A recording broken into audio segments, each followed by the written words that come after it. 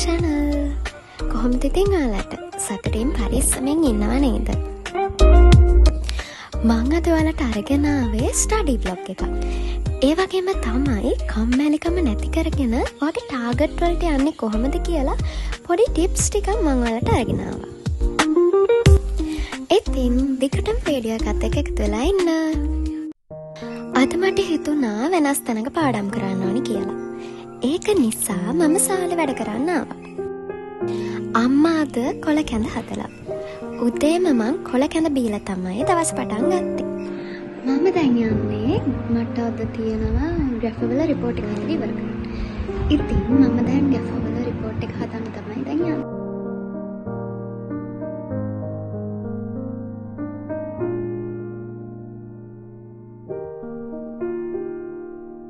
ඒ අතරේ මම ඔයාලට කියන්නම් කම්මැලිකම නැති කරගෙන ඔයාගේ ටාගට් එකට යන්නේ කොහොමද කියලා.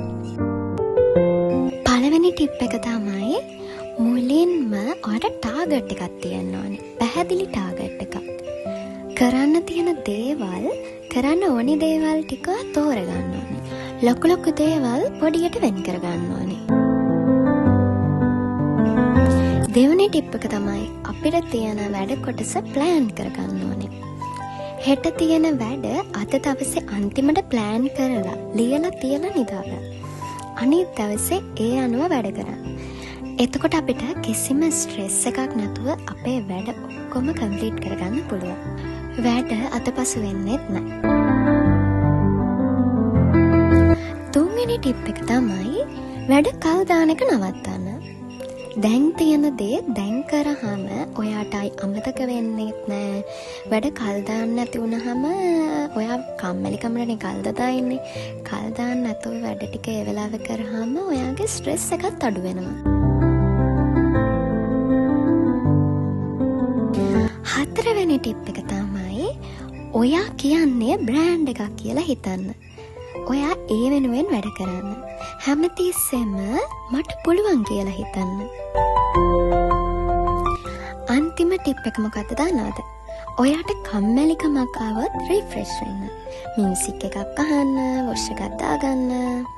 ඒ වගේම තමයි ඔයා හැම දවසකම හොඳ විවේකයක් ගන්න ඕනේ. ඊට පස්සේ මම ෆිල්ම් එකක් බලන ගමන් බත් කෑවා.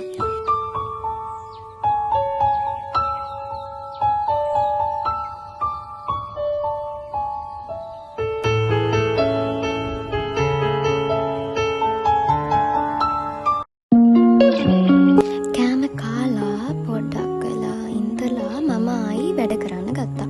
මට තිබ්බා නෝට් වගේක් කම්ප්ලීට් කරන්න. මං ඉතින් මේ ටික තමයි කරන්නේ.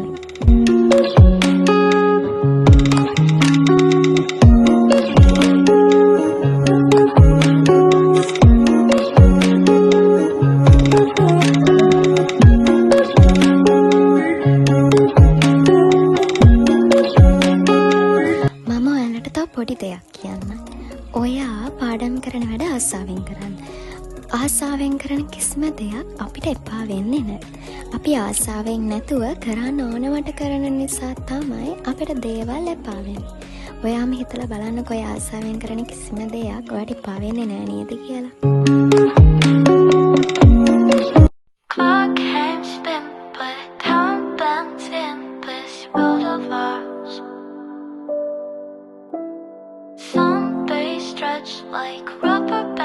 ඊට පස්සේ මට පොඩි බඩගින්නක් ආවා. ඉතින් මං හිතුවා නූඩ්ල්ස් එකක් කෑවොත් හොඳයි කියලා.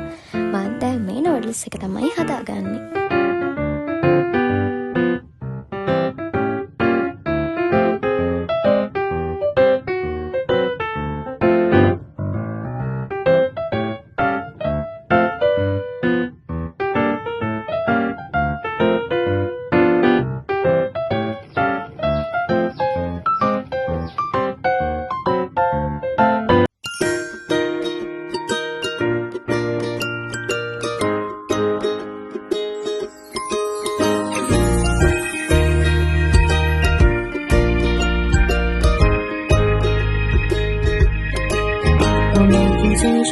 第一件事情就是吃饭，从凌晨、早餐、午餐、晚餐吃到夜晚，做梦都会想要那个外卖那个菜单，最爱我的便利店老板。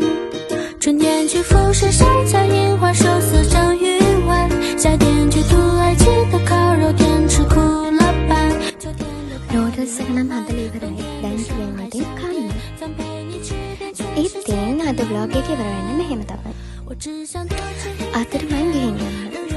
එතකන් පරිස්සමෙන් ඉන්න.